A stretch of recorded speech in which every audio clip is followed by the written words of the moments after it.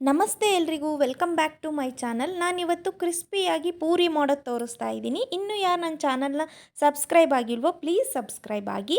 ಬನ್ನಿ ಮಾಡೋದು ನೋಡೋಣ.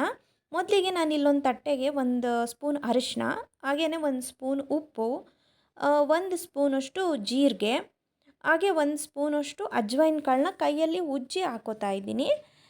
ಈಗ ಇದನ್ನೆಲ್ಲ ನಾವು ಚಪಾತಿ ಹಿಟ್ಟು ಮಿಕ್ಸ್ ಮಾಡ್ಕೊಳ್ಳೋಣ. ನೋಡಿ, ಈಗ ಒಂದು ಪಾತ್ರೆಯಲ್ಲಿ ನಾನು 1-2 ಬಟ್ಲಷ್ಟು ಚಪಾತಿ ಹಿಟ್ಟು ತೊಗೊಂಡಿದ್ದೀನಿ.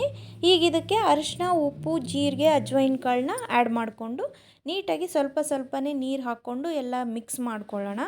ನಾರ್ಮಲ್ ಚಪಾತಿ ಹಿಟ್ಟು ಕಲಿಸ್ತೀರಲ್ವ, ಅದೇ ಥರನೇ ಕಲಿಸ್ಕೊಳ್ಳಿ. ಸ್ವಲ್ಪ 1 ಸ್ಪೂನಷ್ಟು ನಾನಿಲ್ಲಿ ಎಣ್ಣೆ ಹಾಕ್ಕೊಂಡು ಕಲಿಸ್ತಾ ಇದ್ದೀನಿ. ನಾದೋಕ್ಕೆ ಹೋಗಬೇಡಿ ಹಿಟ್ಟನ್ನ, ಜಸ್ಟ್ ಮಿಕ್ಸ್ ಮಾಡಬೇಕಷ್ಟೇ, ನಾದಬಾರ್ದು ಚಪಾತಿ ಹಿಟ್ಟನ್ನ. ನೋಡಿ, ಈ ಥರ ಸ್ವಲ್ಪನೇ ನೀರು ನೋಡ್ಕೊಂಡು ಹಾಕ್ಕೊಂಡು ಮಿಕ್ಸ್ ಮಾಡ್ಕೋತಾ ಹೋಗಿ. ನೋಡಿ, ಈಗ ಅದು ಚೆನ್ನಾಗಿ ಮಿಕ್ಸ್ ಆಗಿದೆ. ಇದಕ್ಕೊಂದು ಸ್ಪೂನಷ್ಟು ಮೇಲೆ ಎಣ್ಣೆ ಸವರಿ ನಾವು ಒಂದು 10 to 15 ಮಿನಿಟ್ಸ್ ರೆಸ್ಟ್ ಮಾಡೋಕ್ಕೆ ಬಿಡೋಣ. ಹಿಟ್ಟು ಚೆನ್ನಾಗಿ ನೆಂದರೆ ಮೆತ್ತಗಾಗುತ್ತೆ, ಚೆನ್ನಾಗಿ ಪೂರಿಗಳೆಲ್ಲ ಚೆನ್ನಾಗಿ ಉಬ್ಬಿ ಬರುತ್ತೆ. ನೋಡಿ, ಈಗ ಅದಕ್ಕೊಂದು ಸ್ವಲ್ಪ ಎಣ್ಣೆ ಹಾಕಿ ನಾನು ರೆಸ್ಟ್ ಮಾಡೋಕ್ಕೆ ಬಿಡ್ತಿದ್ದೀನಿ. ಈ ರೀತಿ ಒಂದು ಸರಿ ಟ್ರೈ ಮಾಡಿ ನೋಡಿ, ಚೆನ್ನಾಗಿ ಬರುತ್ತೆ. ನೋಡಿ, ನಾನೀಗ ಅದನ್ನು ರೆಸ್ಟ್ ಮಾಡೋಕ್ಕೆ ಇಟ್ಟಿದ್ದೆ. ಈಗ ತೋರಿಸ್ತಿದ್ದೀನಿ ಎಷ್ಟು ಚೆನ್ನಾಗಿ ನೆಂದಿದೆ ಎಲ್ಲ ಹಿಟ್ಟು. ಈಗ ಇದನ್ನು ಸಣ್ಣ ಉಂಡೆಗಳಾಗಿ ಮಾಡ್ಕೊಳ್ಳೋಣ ಪೂರಿ ಲಟ್ಸೋಕ್ಕೆ. ನೋಡಿ, ಈ ಥರ ಒಂದು 5-6 ಪೂರಿ ಲಟ್ಸೋಕ್ಕೆ ನಾನು ರೆಡಿ ಮಾಡ್ಕೋತಾ ಇದ್ದೀನಿ. ಈಗ ಇದನ್ನು ಲಟ್ಟಿಸ್ಕೊಳ್ಳೋಣ. ಸ್ವಲ್ಪ ಮಣೆಗೆ ಎಣ್ಣೆ ಸವರ್ಕೊಂಡು ಲಟ್ಟಿಸ್ತಾ ಹೋಗೋಣ. ಹಿಟ್ಟು ಹಾಕ್ಕೋಬೇಡಿ, ಹಿಟ್ಟು ಹಾಕ್ಕೊಂಡ್ರೆ ನಾವು ಕರಿಬೇಕಾದ್ರೆ ಎಣ್ಣೆಲಿ ಹಾಕಿದಾಗ ಹಿಟ್ಟೆಲ್ಲ ಬಿಟ್ಕೊಂಡ್ಬಿಡತ್ತೆ ಎಣ್ಣೆಲಿ, ಚೆನ್ನಾಗಿ ಅನಿಸಲ್ಲ. ಸ್ವಲ್ಪ ಎಣ್ಣೆ ಸವರ್ಕೊಂಡ್ರೆ ಸಾಕು. ನೀವು ಈ ಥರ ಚೆನ್ನಾಗಿ ಎಲ್ಲ ಲಟ್ಟಿಸ್ಕೋಬೇಕು ನೀಟಾಗಿ. ನೀವು ಬೇಕಿದ್ರೆ ಒಂದೊಂದೇ ಲಟ್ಟಿಸ್ಕೊಂಡು ಕೂಡ ಕರ್ಕೋಬೋದು. ನಾನಿಲ್ಲಿ ಒಂದು ಸ್ವಲ್ಪ ಮಾಡ್ಕೊಂಡು ಇಟ್ಕೊಂಡು ಆಮೇಲೆ ಅಷ್ಟು ಒಂದಟ್ಟಿಗೆ ಕರಿತೀನಿ.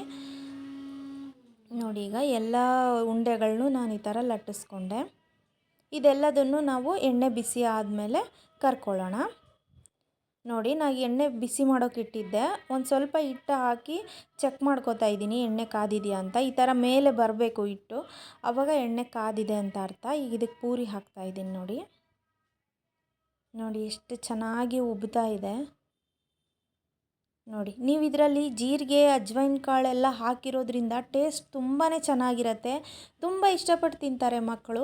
ಹಾಗೆಯೇ ಕರೆದಿರೋ ಐಟಮ್ಸ್ ಎಲ್ಲ ತಿಂದರೆ ಗ್ಯಾಸ್ಟ್ರಿಕ್ ಆಗುತ್ತೆ, ಹೊಟ್ಟೆ ಸರಿ ಇರಲ್ಲ ಅಂತ ಅನ್ನೋರೆಲ್ಲ ಯಾವಾಗಾದರೂ ಒಂದು ಸರಿ ಮಾಡಿಕೊಂಡಾಗ ಈ ಥರ ಜೀರಿಗೆ ಕಾಳು, ಅಜ್ವೈನ್ ಕಾಳನ್ನ ಹಾಕಿ ಮಾಡಿದ್ರೆ ಆ ಥರದ ಸಮಸ್ಯೆಗಳು ಸ್ವಲ್ಪ ಕಡಿಮೆ ಆಗುತ್ತೆ.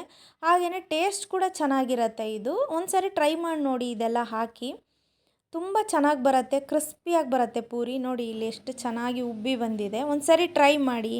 ವಿಡಿಯೋ ಇಷ್ಟ ಆದರೆ ಲೈಕ್, ಶೇರ್ ಆ್ಯಂಡ್ ಕಮೆಂಟ್ಸ್ ಮಾಡಿ. Thank you.